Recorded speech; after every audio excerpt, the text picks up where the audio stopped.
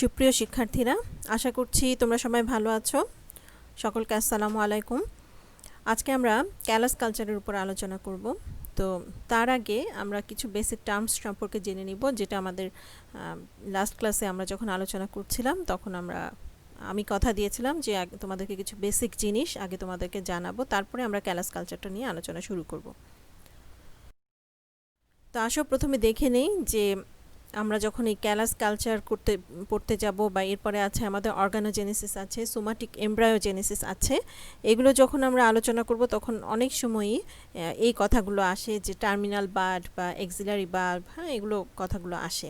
তো আসো আমরা এটা সম্পর্কে জেনে নেই যে আসলে এগুলো কী জিনিস। হ্যাঁ, তোমরা অলরেডি অ্যানাটমি পড়েছো, তোমরা আমার চেয়ে আরও ভালো জানো এগুলো সম্পর্কে, তারপরও আমরা একটুখানি আমাদের মেমোরিতে নিয়ে আসি জিনিসটা কী। তো যেটা নিয়ে আমরা আজকে কথা বলছি সেটা হচ্ছে যে বার্ড। হ্যাঁ, বার্ডটা কি?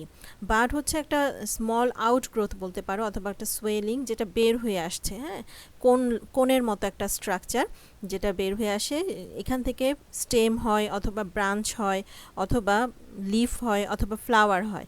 ঠিক আছে, অর্থাৎ স্টেম, লিফ বা ফ্লাওয়ার হওয়ার আগ মুহূর্তে যে ছোট্ট একটা সোয়েলিং বের হয়ে আসে, ফোলার মতো একটা অংশ কোন আকৃতির বের হয়ে আসে, সেটাই কিন্তু বার্ড, যেটাকে আমরা বাংলায় বলি কুঁড়ি। ঠিক আছে, কুঁড়ি, সেটা বের হয়ে আসে, সেটাকে বলা হচ্ছে বার্ড। এখন এই যে বার্ডটা, এটা কোথায় হয়? এটা হয় অবশ্যই মেরিস্টেমেটিক রিজিয়নে। ঠিক আছে, মেরিস্টেমেটিক রিজিয়ন মানে যেখানে ভাজক টিস্যু থাকে, অর্থাৎ যেই কোষগুলো বিভাজনে সক্ষম, যারা কন্টিনিউয়াসলি বিভাজিত হতে পারে, বিভাজিত হলেই একটা উদ্ভিদ তার বৃদ্ধি পেতে থাকে। ঠিক আছে, যদি উপরের দিকে মেরিস্টেমেটিক টিস্যু থাকে তাহলে উদ্ভিদটা লম্বায় বাড়তে থাকে, যদি লিফের দিকে হয় তাহলে লিফ হতে থাকে অথবা প্রস্থে বাড়তে থাকে। অর্থাৎ মেরিস্টেমেটিক টিস্যু হচ্ছে বিভাজনক্ষম অঞ্চল, সেইখানেই বার্ড হয়, বার্ড দেখা যায়। ঠিক আছে, তো অবশ্যই বার্ড হবে বিভাজনক্ষম অঞ্চলে যেখানে মেরিস্টেমেটিক টিস্যু আছে। তো এই যে বার্ড, এই বার্ডটাকে আমরা বলতে পারি যেটা হচ্ছে রুডিমেন্টারি বা ইম্যাচিউর একটা অংশ, বাংলাতে যেটাকে আমরা কুঁড়ি বলছি, সেখান থেকে শুট হতে পারে, লিফ হতে পারে অথবা ফ্লাওয়ার হতে পারে। এবং এই বার্ডগুলো কিন্তু সাধারণত তোমার স্কেল দিয়ে আবৃত থাকে। স্কেল কীরকম? Hairy like structure. হ্যাঁ, এটা তাকে প্রোটেকশন দেয়, এই বার্ডটাকে প্রোটেকশন দেয়। কেমন? এখন বার্ড কোথায় হয়?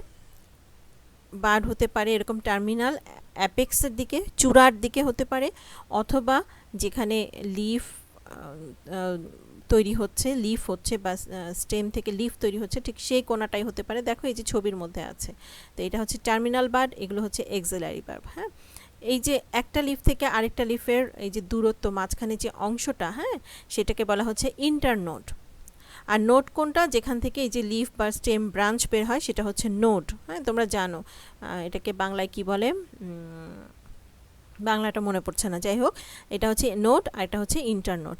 নোড হলো যেখান থেকে স্টেম অথবা কাণ্ড অথবা শাখা প্রশাখা বের হয়, সেই জায়গাটা হচ্ছে নোড।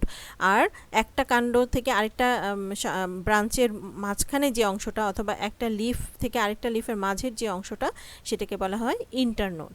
কেমন? আর পাতার এগুলো তো আমরা জানি, তাই না? এটা পাতার, এটা হচ্ছে পেটিওল, তাই না? এগুলো, এটা সম্পর্কে আমরা আজকে আলোচনা করব না, এগুলো আমরা জানি, এগুলো খুব বেসিক জিনিস। আমরা শুধু একটু বার্ডটা সম্পর্কে জানবো। হ্যাঁ, টার্মিনাল বার্ড, এক্সিলারি বার্ড, তারপর অ্যাডভেন্টিশিয়াস বার্ড, এগুলো কি জিনিস, কারণ এই টার্মসগুলো আমাদের হচ্ছে এই টিস্যু কালচারের ক্ষেত্রে খুব দরকারি, এবং আমাদের এগুলো বারবারই আসবে এই কথাগুলো, সেই কারণে আমরা এইটা সম্পর্কে একটু আমাদের আইডিয়াটা ক্লিয়ার করব।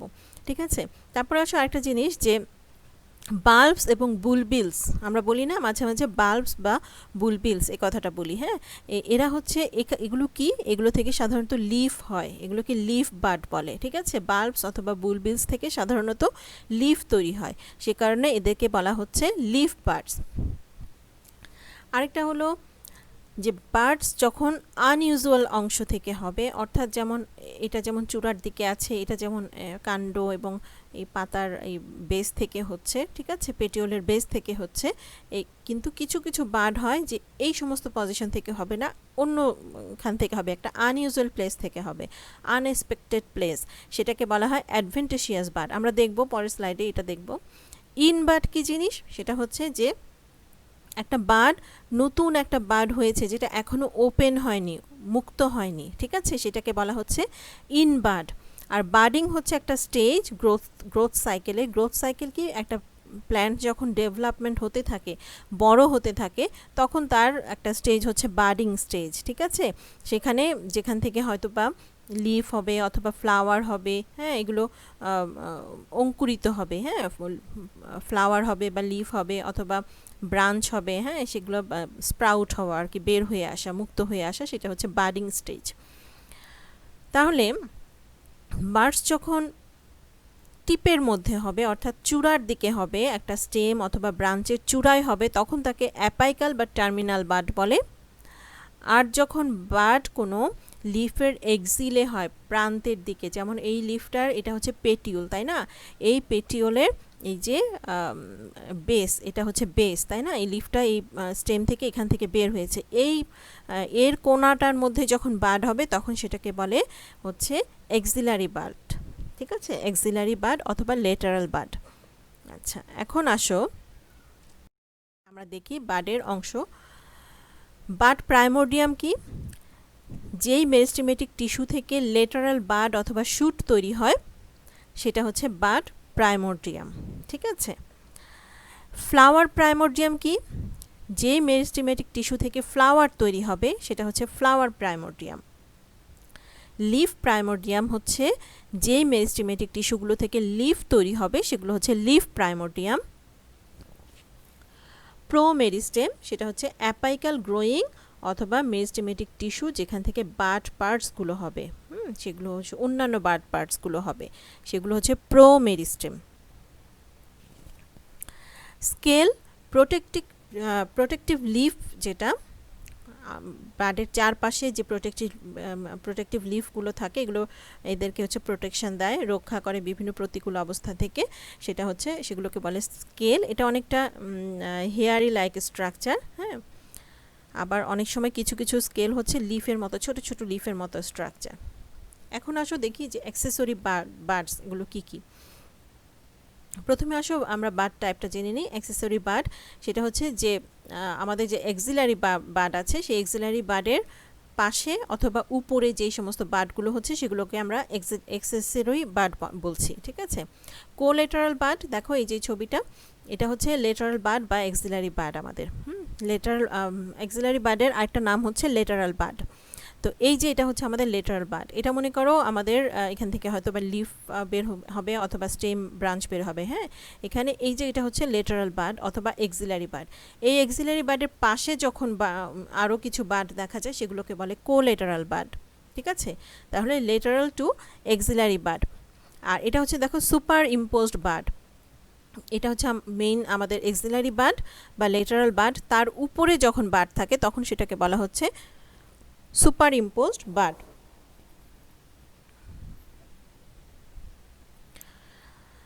তারপরে আসো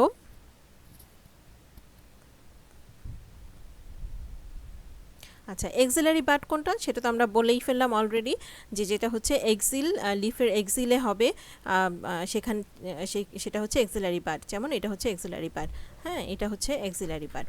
তো এটাকে লিফ স্কারও বলা হয়, কারণ এখান থেকে যখন লিফ হয় এবং পাতাটা ঝরে পড়ে তখন কিন্তু এখানে দাগটা থেকে যায়, ঠিক আছে, এটা কিন্তু লিফ স্কারও বলে। ইনফ্রাপেটিওলার অথবা সাব পেটিওলার, সাব বা ইনফ্রা কথাটার অর্থ হচ্ছে যে নিচে, অর্থাৎ পেটিওলের নিচে। তাহলে যখন এক্সিলারি বার্ড কি হয়, পেটিওলের নিচের দিকে চারপাশ জুড়ে থাকে, সেটা হচ্ছে পেটিওলার বা সাব পেটিওলার এক্সিলারি বার্ড। সিউডোটার্মিনাল, এটা হচ্ছে দেখো এই যে অ্যাপাইকাল বার্ড, যেটা অ্যাপেক্সে থাকে বা চূড়ায় থাকে সেটা হচ্ছে অ্যাপাইকাল বার্ড। এই অ্যাপাইকাল বার্ডের জন্যই কিন্তু উদ্ভিদ দৈর্ঘ্যে বাড়তে থাকে, ঠিক আছে। তো যখন অ্যাপাইকাল বার্ডের মতো তার আচরণ হয়, কার আচরণ হয়, এক্সিলারি বার্ডের আচরণটা অ্যাপাইকাল বার্ডের মতো হয়, তখন এবং সেটা অনেকটা অ্যাপেক্সের কাছাকাছি থাকে সেই বারটা, ঠিক আছে, অ্যাপেক্সের কাছাকাছি থাকে, তখন সেটাকে বলা হচ্ছে সিউডো টার্মিনাল। সিউডো কথাটার অর্থ হচ্ছে মিথ্যা টার্মিনাল। হ্যাঁ, আসলে এক্সিলারি বার্ড, এটা আসলেই এক্সিলারি বার্ড, কিন্তু এটা তার আচরণটা হচ্ছে অ্যাপাইকাল বার্ডের মতো। এটা কেন হয়? যখন অ্যাপাইকাল বার্ডের খুব কাছাকাছি থাকে, হয়তো অ্যাপাইকাল বার্ডটা মরে গেছে অথবা কোনোভাবে কেটে গেছে, তখন কি হয় যে আমাদের যে এক্সিলারি বার্ড আছে সেইটা অ্যাপাইকাল বার্ডের মতো আচরণ করে। কেমন? তখন সেটাকে বলে সিউডো টার্মিনাল বার্ড। হ্যাঁ, তো তোমরা দেখবা যে খেয়াল করবা আমরা যখন কোনো গাছ কেটে ফেলি, হ্যাঁ, হয়তো বা গাছ বাড়ছে, অনেক বাড়ছে, আমরা কি করি, বা গোলাপ গাছের ডালটা কেটে দিচ্ছি, তখন সেখান থেকে কিন্তু প্রচুর পরিমাণ আবার খুব দ্রুত লিফ বের হচ্ছে, স্টেম বের হচ্ছে। তার মানে এটা অ্যাপাইকাল বার্ডের মতো তখন আচরণ করছে, অর্থাৎ এখানে অক্সিজেনের মাত্রাটা কম থাকে। হ্যাঁ, এই এক্সিলারি বার্ডে অক্সিজেনের মাত্রা বেশি থাকে, এখানে কম থাকে। কিন্তু যখন এটা কেটে ফেলা হচ্ছে তখন কি হচ্ছে, এইটা তখন অ্যাপাইকাল বার্ডের মতো আচরণ করতে থাকবে। কেমন? টার্মিনাল বার্ড, এটা তো বলেই ফেললাম, যেটা হচ্ছে অ্যাপেক্স বা একটা চূড়ার দিকে থাকবে, কাণ্ডের চূড়ার দিকে অথবা শেষ প্রান্তের দিকে, সেটা হচ্ছে অ্যাপাইকাল বার্ড। এখন আসো আমরা জানি যে কিছু বার্ড হচ্ছে যে আনইউজুয়াল প্লেসে হবে। হ্যাঁ, যেমন বার্ডস হবে লিভের উপরে, পাতার উপরে। আমরা কিন্তু পাতার উপরে বলিনি এখন পর্যন্ত, তাই না? আমরা যেটা বলেছি যে পাতা যেখানে হচ্ছে তার বেসে, অর্থাৎ পেটিউলের বেসে, হ্যাঁ, কাণ্ডের এখানে ত্রিকোণাকার কোন শেপটের যে বার্ড হচ্ছে সেগুলো এক্সিলারি বার্ড, আর চূড়ার দিকে যেটা হচ্ছে সেটা অ্যাপাইকাল বার্ড। কিন্তু লিফের উপরে যদি অনেক সময় বার্ড হতে পারে, যেমন তোমরা পাথরকুচি, সবাই জানো পাথরকুচির একটা পাতা যদি মাটিতে ফেলে রাখো, দেখবা সেখান থেকে কুঁড়ি হচ্ছে, এবং কুঁড়ি থেকে আস্তে আস্তে শুট তৈরি হচ্ছে, পাতা ডেভেলপ করছে, অর্থাৎ এটা হচ্ছে বার্ড। এই বার্ডগুলোকে বলা হয় অ্যাডভেন্টেশিয়াস বার্ড, ঠিক আছে, যেমন ক্যালানকো। অথবা বার্ডস হচ্ছে ভাস্কুলার বান্ডল থেকে হচ্ছে। ভাস্কুলার বান্ডল এটা একেবারে একটা unusual, unexpected position. Vascular bundle থেকে বার্ড হওয়ার কথা না, কিন্তু সেখান থেকে যখন হয় তখন সেটা, অথবা এরিয়লস থেকে হচ্ছে, হ্যাঁ, তখন এটাকে বলা হচ্ছে অ্যাডভেন্টিশিয়াস বার্ড। সাধারণত এগুলো কি হয় যে কোনো ইনজুরি হলে, তখন সেখানে আঘাতপ্রাপ্ত হলে কি হয়, সেখান থেকে কুঁড়ি হয় এবং নতুন চারা গাছ হয়।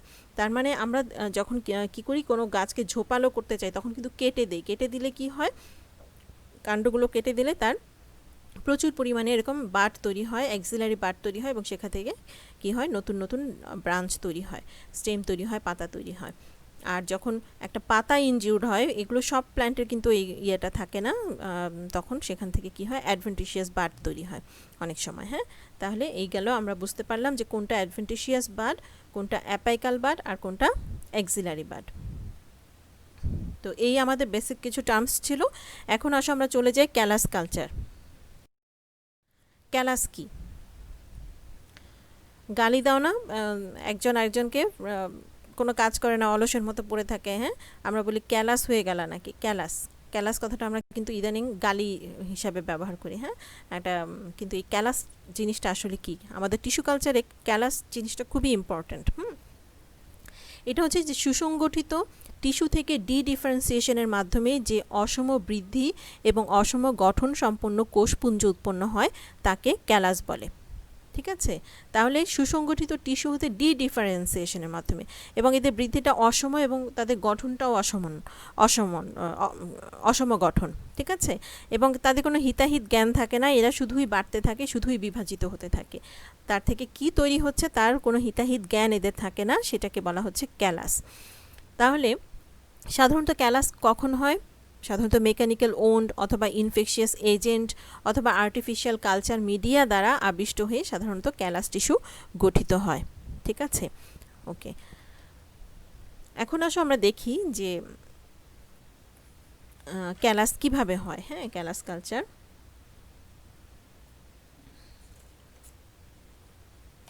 কয়েকটা সংজ্ঞা জেনে নেই আমরা ক্যালাস কালচারের। সেটা কি? একটা হচ্ছে যে ডিফারেন্সিয়েশন বা বিভক্তিকরণ, এটা হচ্ছে একটা স্বাভাবিক প্রক্রিয়া। ঠিক আছে, ডিফারেন্সিয়েশন বা বিভক্তিকরণ, এটা হচ্ছে যে জাইগোট থেকে এমব্রায়ো হবে, এবং এমব্রায়ো থেকে আমরা জানি যে একটা পূর্ণাঙ্গ উদ্ভিদ তৈরির প্রক্রিয়া, সেটা হচ্ছে একটা স্বাভাবিক এবং ন্যাচারাল প্রক্রিয়া। এটাকে বলা হয় ডিফারেন্সিয়েশন বা বিভক্তিকরণ। আর ডিফারেন্সিয়েশন, এইখানে যেটা হয় যে সুসংবদ্ধ উদ্ভিদ অঙ্গ থেকে, হ্যাঁ, এখানে উদ্ভিদ অঙ্গটা আমাদের এক্সপ্ল্যান্ট হিসাবে কাজ করবে। আমরা এর আগে জেনেছি আমাদের এক্সপ্ল্যান্ট কি। আমরা টিস্যু কালচারে যেই টিস্যুটা বা অংশটা আমরা ব্যবহার করি উদ্ভিদের, সেটাকে আমরা এক্সপ্ল্যান্ট বলি। স্যাম্পল হিসাবে যাকে আমরা ব্যবহার করি সেটা আমাদের এক্সপ্ল্যান্ট। তাহলে ওই এক্সপ্ল্যান্টটা কিন্তু আসলে একটা সুসংবদ্ধ উদ্ভিদ থেকেই আমরা নিয়েছি, একটা পরিণত একটা উদ্ভিদ থেকে নিয়েছি, তাই না? তাহলে সেই এক্সপ্ল্যান্ট থেকে যখন ডিফারেন্সিয়েশন হয়, সাধারণত ক্যালাস টিস্যু উৎপন্ন হয়, তৈরি করা হয়, সেখান থেকে এটাকে বলে ডিফারেন্সিয়েশন বা অবিভক্তিকরণ। অর্থাৎ এই ছোট আমরা উদ্ভিদের একটা হয়তো পাতার অংশ অথবা কাণ্ডের অংশ অথবা ফ্রুটের একটা অংশ নিয়ে আমরা আর্টিফিশিয়ালি সেটাকে যখন কালচার করছি, তখন সেখান থেকে প্রচুর ধরনের কি তৈরি হচ্ছে, এরকম অসম বৃদ্ধি এবং অসম গঠন সম্পন্ন কোষপুঞ্জ তৈরি হচ্ছে। তখন সেটাকে আমরা বলছি ক্যালাস টিস্যু এবং সেটাকে বলা হচ্ছে ডিফারেন্সিয়েশন বা অবিভক্তিকরণ। তাহলে যে প্রক্রিয়ায় সুসংবদ্ধ উদ্ভিদ অঙ্গ থেকে সাধারণত ক্যালাস টিস্যু তৈরি হয় তাকে অবিভক্তিকরণ বা ডিফারেন্সিয়েশন বলে। এরপরে আসো পুনঃবিভক্তিকরণ। ডিফারেন্সিয়েশন হওয়ার পর ক্যালাস টিস্যু থেকে আবার কি হয়, নতুন পূর্ণাঙ্গ একটা উদ্ভিদ হয়, ঠিক আছে, একটা নতুন অনুচারা হয়, নতুন একটা চারা হয়, সেইটাকে তখন বলে ডিফারেন্সিয়েশন। অর্থাৎ এই যে অবিভক্ত টিস্যু, সেখান থেকে আবার কি হচ্ছে, বিভক্ত হয়ে নতুন টিস্যু, নতুন চারা তৈরি হচ্ছে বা প্ল্যান্টলেটস তৈরি হচ্ছে, তখন সেটাকে বলে ডিফারেন্সিয়েশন বা পুনরায় পুনঃবিভক্তিকরণ। এখন আসো আমরা একটু জেনে নিই যে কত ধরনের ক্যালাস তৈরি হয়। আমরা যখন কালচার মিডিয়ামে ক্যালাস করি, ইন্ডাকশান করি বা আবেশন করি, তখন কি ধরনের ক্যালাস দেখা যায়। একটা হচ্ছে কম্প্যাক্টনেসের উপর ভিত্তি করে ক্যালাসের দৃঢ়তা কেমন হবে, সেটা সফট হবে নাকি কঠিন হবে, তার উপর ভিত্তি করে তাকে 4 ভাগে ভাগ করা যায়। একটা হচ্ছে হার্ড কম্প্যাক্ট, অর্থাৎ ৮-৮ভাবে এটা গঠিত ক্যালাস, খুব একটার সাথে ৮-৮ভাবে লেগে থাকে। এদের মধ্যে সাধারণত আন্তঃকোষীয় ফাঁক থাকে না। লুজ সফট বা সফট স্পঞ্জ, এখানে এই ক্যালাসগুলো কিছুটা আলগা ধরনের হয়, নরম অথবা স্পঞ্জের মতো হয়। সফট ফ্রায়াবল, এই ক্যালাসগুলো তুষারের মতো, কোষগুলো ফুলে অনেক বড় হয় এবং হাওয়ায় মিষ্টির মতো এই কোষগুলো সাজানো থাকে, ঠিক আছে। হাত দিলেই ক্যালাসগুলো খুলে যায়। এই ধরনের ক্যালাসগুলো সাধারণত কোনো অঙ্গ তৈরি হয় না। সফট ফ্রায়াবল। সফট জেলি লাইক, এই ক্যালাস খুবই নরম এবং দেখতে জেলির মতো। এই প্রকার ক্যালাসকে কি হয়, ফরসেপ দিয়ে যদি তুলতে যাই আমরা, তাহলে এটা গলে পড়ে যেতে থাকে, ঠিক আছে। Soft jelly like. এরপর আসো অভ্যন্তরীণ গঠন এবং কোষ বিভক্তিকরণের উপর ভিত্তি করে ক্যালাসকে 3 ভাগে ভাগ করা যায়। একটা হচ্ছে আনডিফারেন্সিয়েটেড, অর্থাৎ একই আকৃতি বিশিষ্ট কোষ নিয়ে গঠিত ক্যালাসকে বলা হচ্ছে আনডিফারেন্সিয়েটেড। পার্শিয়ালি ডিফারেন্সিয়েটেড, এক্ষেত্রে ডিফারেন্সিয়েশনটা কিছুটা দেখা যায়, হ্যাঁ, যেমন কাণ্ড, শীর্ষ, মূল বা এমব্রায়ো তখনও তৈরি হয়নি, কিন্তু সংঘবদ্ধ অবস্থায় সেগুলো বোঝা যায় যে এখান থেকে এটা আলাদা আলাদা, হ্যাঁ, কাণ্ড, শীর্ষ, মূল, এমব্রায়ো। ফুললি ডিফারেন্সিয়েটেড, এই ধরনের ক্যালাস সাধারণত শক্ত হয় এবং এক্ষেত্রে ডিফারেন্সিয়েশন হওয়ার পরই ওই ক্যালাসে কাণ্ড, শীর্ষ, মূল, এমব্রায়ো ইত্যাদি সুনির্দিষ্ট ধারায় তৈরি হতে থাকে এবং বিভিন্ন ধরনের কলা বা টিস্যুগুচ্ছ সুনির্দিষ্ট অবস্থায় অঙ্গ বিকাশের জন্য সাজানো থাকে। তাহলে fully differentiated, undifferentiated, partially differentiated আর হচ্ছে ফুললি ডিফারেন্সিয়েটেড। সংগঠিত হবার উপর ভিত্তি করে ক্যালাস 2 রকমের হয়। একটা হচ্ছে আনঅর্গানাইজড ক্যালাস, যখন ক্যালাসের মধ্যে কোনো অঙ্গ প্রত্যঙ্গ আলাদাভাবে দেখা যায় না, তখন সেই ধরনের ক্যালাসকে আনঅর্গানাইজড ক্যালাস বলা হয়। তাহলে এই যে আমরা একটু আগে পড়লাম ডিফারেন্সিয়েটেড এবং আনডিফারেন্সিয়েটেড, এই 2 প্রকার ক্যালাসই আনঅর্গানাইজড ক্যালাস। আরেকটা হচ্ছে অর্গানাইজড ক্যালাস, যখন ক্যালাসের মধ্যে সুগঠিত অঙ্গ প্রত্যঙ্গগুলো অংশসমূহ পরিলক্ষিত হয়, তখন সেটা অর্গানাইজড ক্যালাস। বর্ণের উপর ভিত্তি করে 5 ধরনের, কীরকম, white colour, off white colour, creamy white colour, brown colour, green colour, 5 রকমের কালার দেখা যায় ক্যালাসের। তো এখন আমরা জানি যে ক্যালাস কালচার কাকে বলে, যেটা আমরা অলরেডি জেনে ফেলেছি। ক্যালাস কালচার কাকে বলে, ক্যালাস কালচারের পদ্ধতি, এটা আমরা এখন তো জানার আগে আমাদেরকে যেটা জানতে হবে, ক্যালাস কালচারের আমাদের মূলনীতি আছে, 3টা মূলনীতি বা শর্ত আমাদেরকে অবশ্যই নিশ্চিত করতে হবে। সেটা কি? একটা হচ্ছে যে এক্সপ্ল্যান্ট জীবাণুমুক্তকরণ, এটা অবশ্যই করতে হবে, ঠিক আছে, এক্সপ্ল্যান্ট জীবাণুমুক্তকরণ। তারপরে সাইটোকাইনিন এবং অক্সিন একত্রে অথবা শুধু অক্সিন সুনির্দিষ্ট মাত্রায় প্রদান করা। হ্যাঁ, এই দুইটা হরমোন বা গ্রোথ রেগুলেটরি সাবস্টেন্স আমাদের যে কালচার মিডিয়া ব্যবহার করব আমরা, সেখানে অবশ্যই থাকতে হবে। কালচারকে নির্দিষ্ট এবং নিয়ন্ত্রিত পরিবেশে ইনকিউবেশন করা, ঠিক আছে, অর্থাৎ তাপমাত্রা, আলো এবং পরিবেশটা সুনির্দিষ্ট হতে হবে এবং নিয়ন্ত্রিত হতে হবে, এটা নিশ্চিত করতে হবে। এই 3টা শর্ত অবশ্যই আমাদেরকে নিশ্চিত করতে হবে। তো আসো আমরা একটু দেখি যে প্রোটোকল অফ ক্যালাস কালচার। এখানে একটা গাজরের ক্যালাস কালচারের কীভাবে করা হয় গাজর থেকে সেটা দেওয়া হয়েছে। গাজরটা একটা স্ট্যান্ডার্ডাইজ ম্যাটেরিয়াল, আইডিয়াল একটা ম্যাটেরিয়াল ক্যালাস কালচারে ব্যবহার করার জন্য, ইনডিউসড করার জন্য, ঠিক আছে। তো এখানে আমাদের প্রথমে যেটা ক্যালাস ইন্ডাকশন বা ক্যালাস আবেশন, সেখানে কি প্রথমে আমরা নমুনা সংগ্রহ করব, আমরা কি কোন পার্টসটা থেকে ক্যালাস তৈরি করব, ঠিক আছে। এখানে গাজরের ছবি দেখানো হয়েছে, একটা ফুল গাজর দেখো, এটা লিফ হতে পারে, কোনো উদ্ভিদের লিফ হতে পারে, স্টেম হতে পারে, মেরিস্টেমেটিক একটা অংশ হতে পারে, হ্যাঁ, অথবা ফুলের একটা অংশ হতে পারে, অথবা এমব্রায়োর একটা অংশ হতে পারে, যা খুশি তাই। হ্যাঁ, তবে আমাদেরকে খেয়াল রাখতে হবে অবশ্যই আমরা এমন একটা টিস্যু সিলেক্ট করব যার মেরিস্টেমেটিক টিস্যু আছে। হ্যাঁ, এরকম অংশই আমরা কিন্তু সিলেক্ট করব, এবং সুস্থ সবল উদ্ভিদ অবশ্যই দেখতে হবে, রোগ জীবাণুমুক্ত একটা উদ্ভিদ আমরা সিলেক্ট করব। কারণ আমাদের উদ্দেশ্য কি? আমরা নতুন প্ল্যান্ট রিজেনারেট করব। আমরা কি দুর্বল কোনো প্ল্যান্ট রিজেনারেট করব? অবশ্যই না। এমন প্ল্যান্ট রিজেনারেট করব যেটা আমাদের জন্য দরকারি, আমরা আমাদের দরকার অনুযায়ী করব। কাজেই আমাদের একটা সুস্থ সবল রোগমুক্ত এক্সপ্ল্যান্ট নির্বাচন করতে হবে, ঠিক আছে। তাহলে নমুনা সংগ্রহ একটা গুরুত্বপূর্ণ বিষয়। এরপরে নমুনা সংগ্রহ করার পর আমাদেরকে জীবাণুমুক্তকরণ করতে হবে। সাধারণত কি করা হয় যে এক্সপ্ল্যান্টটাকে নিয়ে এসে আমরা হয়তো বা ডিটারজেন্ট, আমাদের নর্মাল যে ডিশ ওয়াশিং থাকে তার মধ্যেই হয়তো বা মাটি টাটি থাকলে সেগুলো সরিয়ে নিলাম, বা পাতাটা পানির মধ্যে, ট্যাপ পানির মধ্যে একটু ওয়াশ করে নিলাম ভালোভাবে ডিস্টিল ওয়াটারের মধ্যে, ঠিক আছে। নিয়ে এরপরে আমরা কি করব, সমস্ত জিনিসপত্র, আমাদের এক্সপ্ল্যান্ট জিনিসপত্র বলতে কি, আমাদের ফরসেপ লাগবে, কারণ এটাকে আমাদের কাটতে হবে, তাই না, এক্সপ্ল্যান্টটাকে আমাদের কাটতে হবে।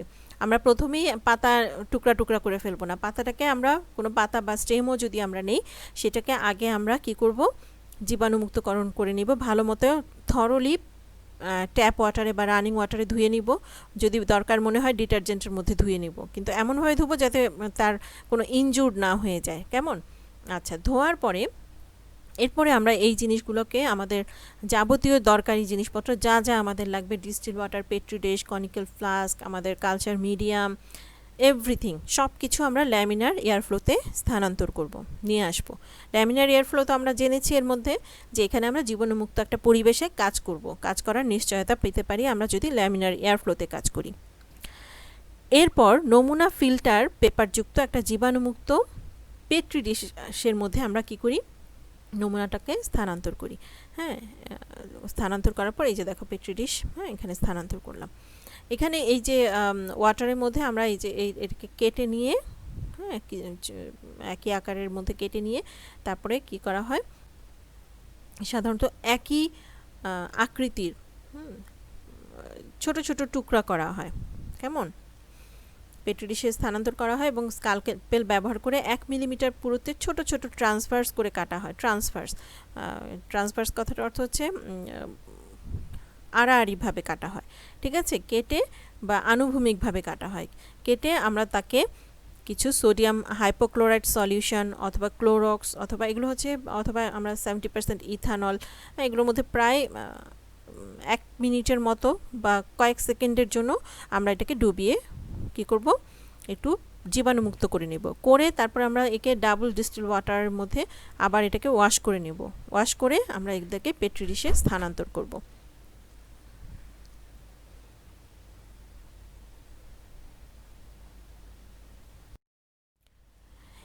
এরপরে স্থানান্তর করার পরে এই যে টুকরাগুলো আমরা পেট্রি ডিশে স্থানান্তর করলাম, কেমন, এখন এই পেট্রি ডিশে স্থানান্তর করার পর এই টুকরাগুলোকে আমরা আরও ছোট করব। হ্যাঁ, এখানে আমরা গাজরেরটা শো করছি এই ছবিটার মধ্যে। আমরা যদি স্টেম টিস্যু নেই বা অন্য কোনো লিফ টিস্যু নেই, সেটাকেও আমরা এরকম পেট্রি ডিশে নিয়ে সেটাকেও কিন্তু আমরা কি করতে পারি, আলাদা করে এরকম কাটতে পারি।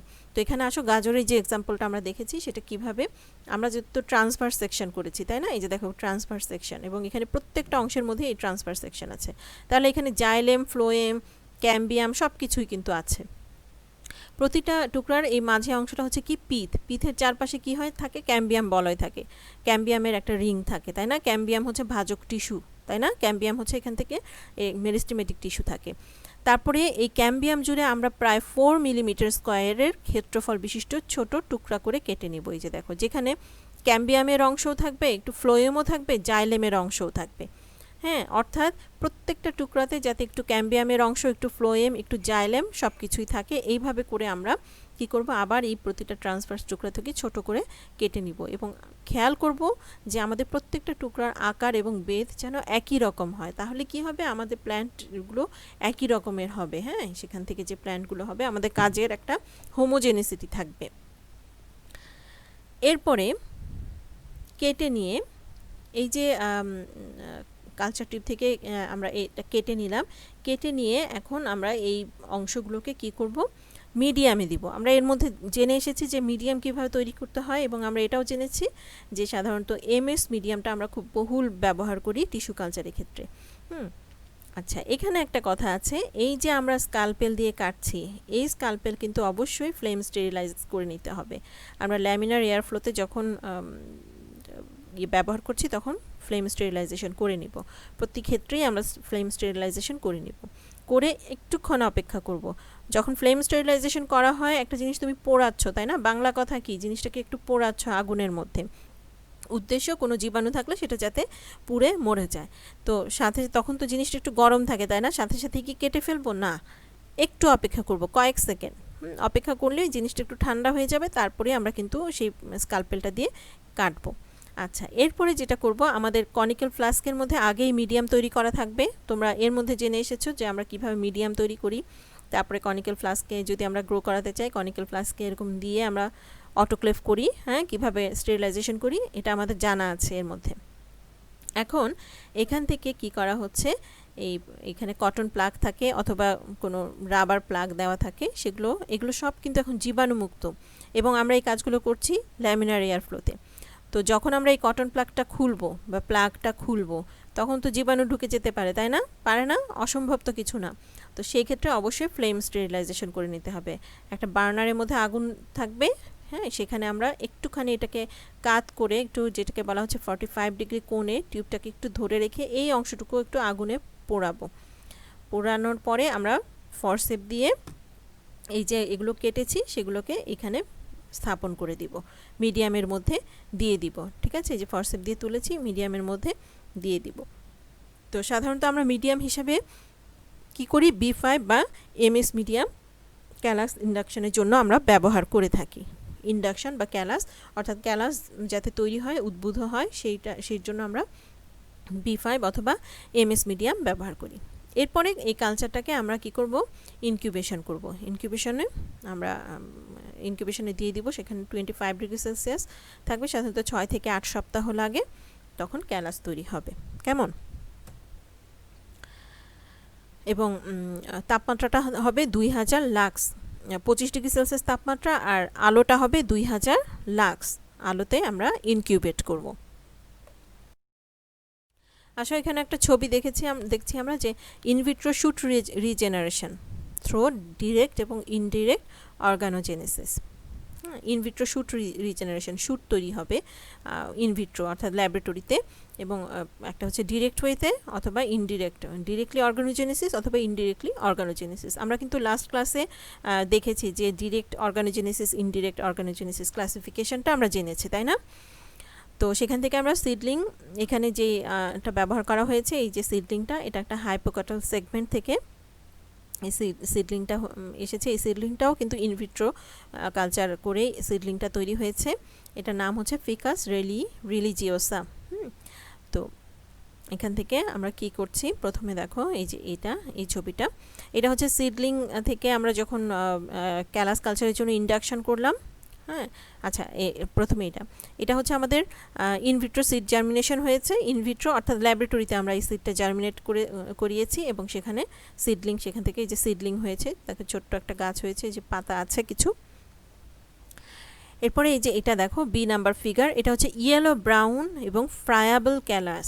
আমরা একটাকে ক্যালাসের ক্লাসিফিকেশন পড়েছি না, এই ক্যালাসটার কালারটা হচ্ছে, বর্ণটা হচ্ছে ইয়েলো ব্রাউন এবং ফ্রায়াবল ক্যালাস। হ্যাঁ, এবং এখানে এই যে মিডিয়ামটা ব্যবহার করা হয়েছে, সেই মিডিয়ামটা হচ্ছে এমএস মিডিয়াম।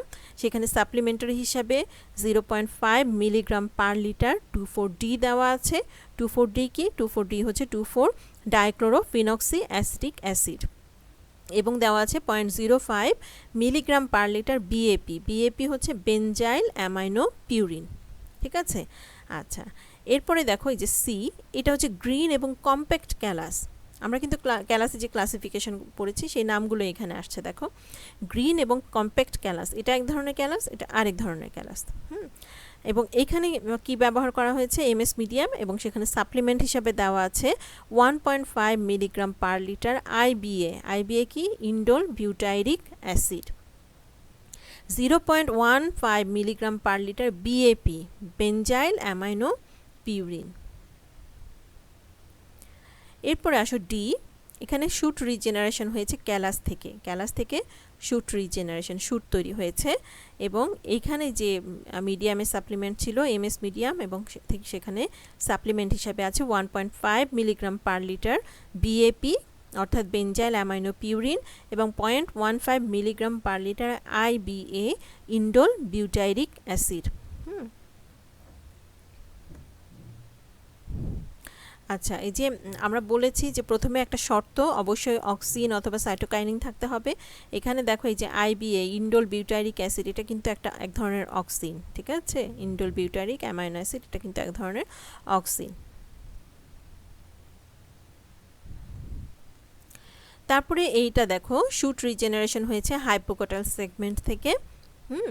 এটা সরাসরি হাইপোকটাল সেগমেন্ট থেকে এটা শুট রিজেনারেশন হয়েছে, আর এটা হচ্ছে ক্যালাস থেকে শুট রিজেনারেশন হয়েছে।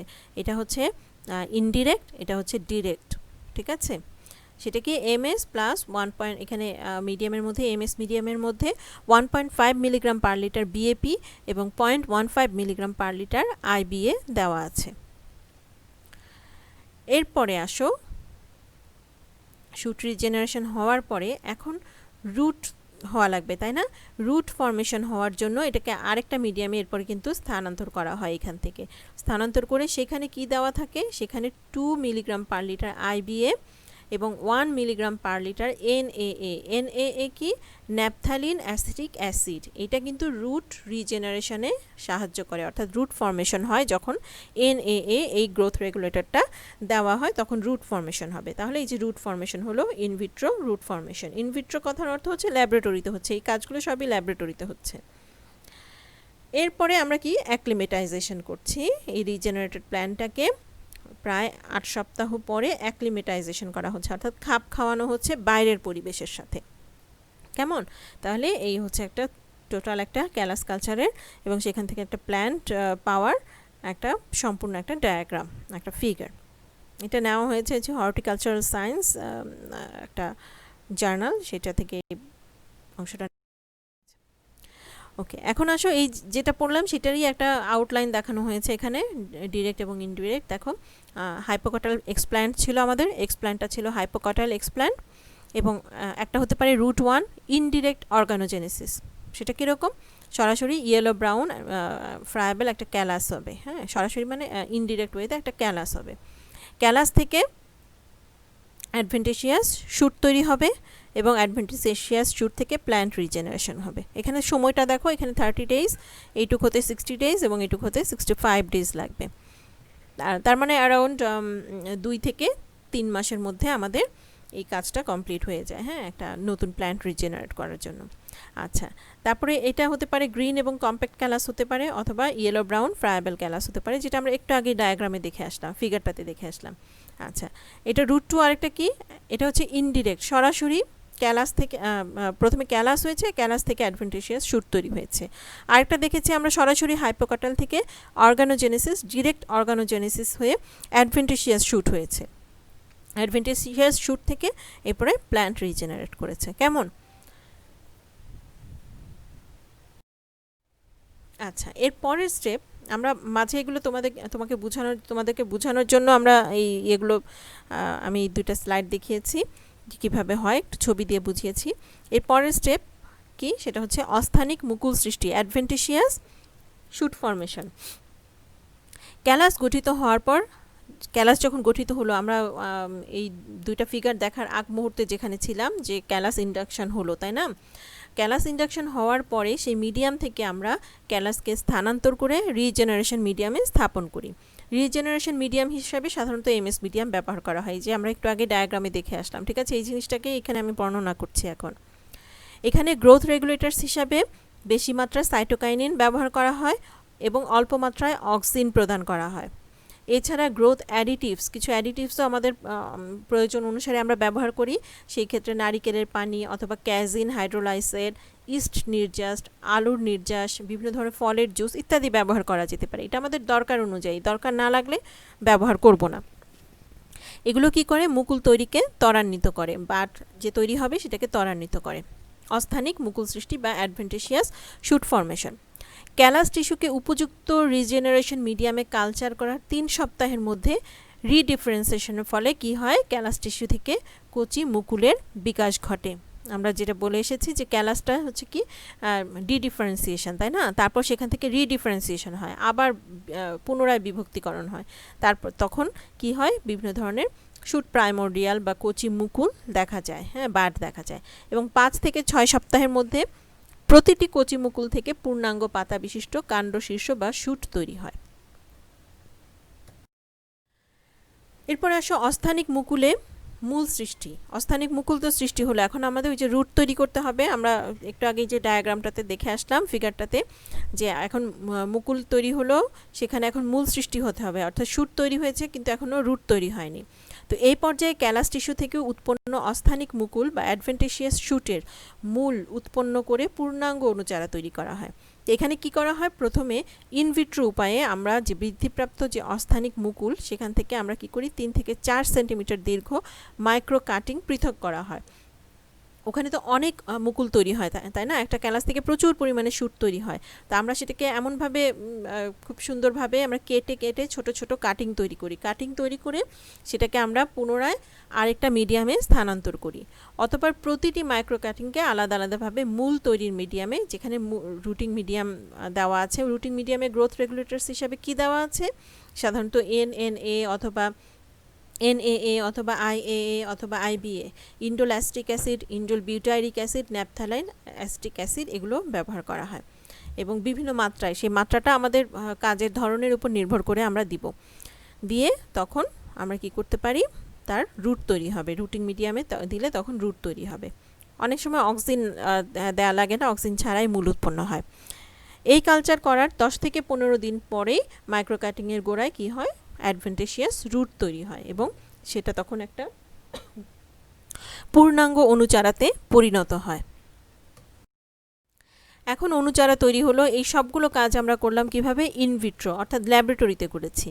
তো এখন এই যে চারাটা, এই চারাটা বাইরের পরিবেশের সাথে এখনও অ্যাডাপ্টেড না, তাই না? আমরা ল্যাবরেটরিতে একটা নিয়ন্ত্রিত পরিবেশে তাকে গ্রো করিয়েছি। তাপমাত্রা নিয়ন্ত্রিত করা ছিল, আলো নিয়ন্ত্রণ করা ছিল এবং টেম্পারেচার, সব কিছু আমরা নিয়ন্ত্রণ করেছি। কিন্তু এখন অণুচারাটাকে বাইরের পরিবেশের সাথে আমাদেরকে খাপ খাওয়াতে হবে। তোমরা জানো যে বাইরের পরিবেশেতে টেম্পারেচার ফ্লাকচুয়েট করে, কখনো বেশি থাকবে, কখনো কম থাকবে, সবসময় একই রকম থাকবে না, হ্যাঁ। ডে লাইট চেঞ্জ হবে, হ্যাঁ। তারপরে হচ্ছে আলোর পরিমাণ, তীব্রতা চেঞ্জ হবে।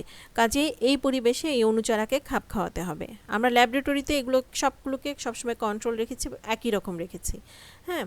তো অণুচারাতে ভালোভাবে মূল সৃষ্টি হওয়ার পর এই প্রতিটা অণুচারাকে মাটিতে স্থানান্তর করা হয়।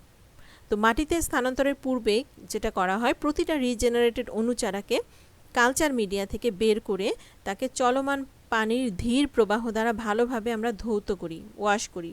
ধৌত করে সেই অণুচারা এবং এর মূল বিন্যাস থেকে অ্যাগার জেলটাকে পরিষ্কার করা হয়, কারণ এটা কি একটা এতদিন অ্যাগার মিডিয়ামের মধ্যে ছিল, তাই না? তো সেই অ্যাগার মিডিয়াম তো তার রুটের মধ্যে লেগে আছে, ওগুলোকে আগে পরিষ্কার করা হয়। পরিষ্কার করে এরপরে তাকে যেটা করা হয় 1:2:1 অনুপাতে সূর্যালোকে জীবাণুমুক্ত মাটি, বালি এবং কম্পোস্ট বিশিষ্ট প্লাস্টিক পটে, হ্যাঁ, এই জিনিসগুলো থাকবে একটা প্লাস্টিক পটের মধ্যে। জীবাণুমুক্ত মাটি, বালি এবং কম্পোস্ট সার দিয়ে এই অণুচারাগুলোকে আমরা স্থানান্তর করে গবেষণাগারের যে পরিবেশ সেই কক্ষের অভ্যন্তরে আমরা প্রথমে 10 থেকে 15 দিনের জন্য রাখবো। কারণ কি? কারণ এতদিন এটা ছিল অ্যাগার মিডিয়ামে, তাই না? আর্টিফিশিয়াল মিডিয়ামে ছিল। এখন আর্টিফিশিয়াল মিডিয়াম থেকে কিন্তু তাকে ন্যাচারাল মিডিয়ামে আনা হচ্ছে। তো আনার আগে তাকে কি করতে হয়?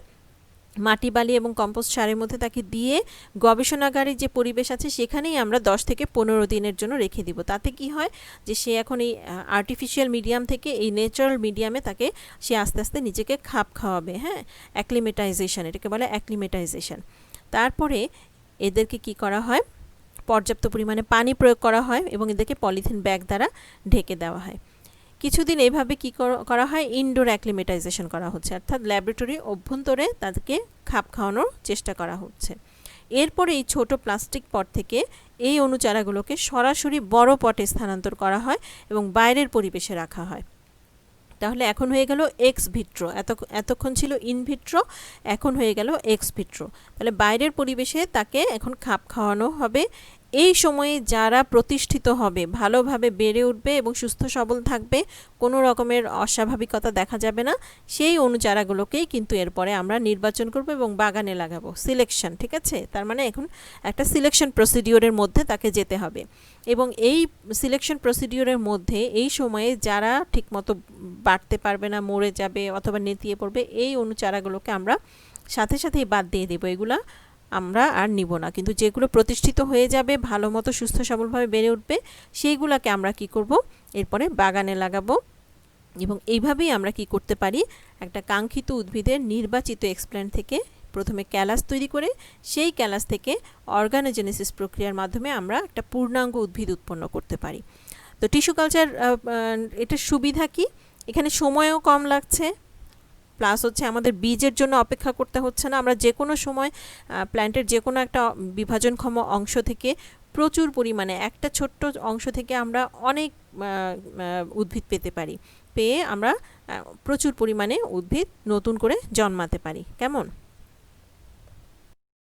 তো ক্যালাস কালচারের গুরুত্বটা কী হবে? যে ক্যালাস কালচার দ্বারা কোষের বিভাজন ক্ষমতা এবং ডিফারেন্সিয়েশন ক্ষমতা আছে কিনা এটা আমরা যাচাই করতে পারি। উদ্ভিদের যে সমস্ত অংশ থেকে স্বাভাবিকভাবে যেখানে কোনো অঙ্গ উৎপাদন সম্ভব না, সেক্ষেত্রে আমরা ক্যালাস তৈরি করে তা থেকে উদ্ভিদের বিকাশ ঘটাতে পারি। ক্যালাস কালচার থেকে একই সময়ে প্রচুর সংখ্যক অণুচারা আমরা পেতে পারি। এটা থেকে জেনেটিক ভেরিয়েশন সৃষ্টি করতে পারি আমরা। ক্যালাস কালচারের মাধ্যমে উদ্ভিদের বিভিন্ন ধরনের সেকেন্ডারি মেটাবোলাইটস আমরা সংগ্রহ করতে পারি, ঠিক আছে? সংগ্রহ করা যায়। বিভিন্ন কোষের জৈব রাসায়নিক প্রতিক্রিয়া সম্বন্ধে আমরা একটা ধারণা পেতে পারি। সেল সাসপেনশন কালচার শুরু করা হয় ক্যালাস কালচার থেকে। আমাদের সিলেবাসে সেল সাসপেনশন কালচার সম্ভবত আছে, তখন আমরা এই জিনিসটা জানব। ক্যালাস কালচার থেকে উচ্চতর উদ্ভিদের অ্যানাটমিক্যাল এবং ফিজিওলজিক্যাল গবেষণা করা যায়। ক্যালাস কালচারে বিভিন্ন মিউটাজেনিক এজেন্ট এবং কাঙ্ক্ষিত জিন ব্যবহার করে উন্নত ধরনের উদ্ভিদ তৈরি করা যায়। উদ্ভিদের দ্রুত মাল্টিপ্লিকেশন এর জন্য ক্যালাস কালচার করা যায়, ঠিক আছে? তো এখানে দেখো 9 নাম্বার পয়েন্টটা, সেটা হচ্ছে ক্যালাস কালচারে বিভিন্ন মিউটাজেন, না এটা 8 নাম্বার পয়েন্টটা। ক্যালাস কালচার থেকে উচ্চতর উদ্ভিদের অ্যানাটমিক্যাল এবং ফিজিওলজিক্যাল গবেষণা করা যায়। উচ্চতর যে উদ্ভিদগুলো, হ্যাঁ, বড় বড় বৃক্ষজাতীয় উদ্ভিদ, এগুলোকে আমাদের সিড থেকে এদেরকে জন্মাতে অনেক সময়ের ব্যাপার, ঠিক আছে? বছরের পর বছর লেগে যায়। কিন্তু আমরা যদি তাদের ছোট্ট কোনো বিভাজনক্ষম টিস্যু নিয়ে সেখান থেকে ক্যালাস কালচার করে তার অ্যানাটমিক্যাল এবং ফিজিওলজিক্যাল গবেষণাগুলো কিন্তু আমরা খুব অল্প সময়ের মধ্যে করে ফেলতে পারি, হ্যাঁ? তো প্রত্যেকটা জিনিসই খুব ইম্পর্ট্যান্ট। আজকে আমাদের এই পর্যন্তই আলোচনা ছিল। তোমরা ভালোভাবেই লেকচারটা দেখো। যদি কোথাও কোনো প্রবলেম মনে করো আমাকে প্রশ্ন করবে ইনবক্সে, কেমন? বা কমেন্ট বক্সে প্রশ্ন করবে, ঠিক আছে? তো সবাই ভালো থাকো। আল্লাহ হাফেজ। ইনশাআল্লাহ নেক্সটে আবার দেখা হচ্ছে।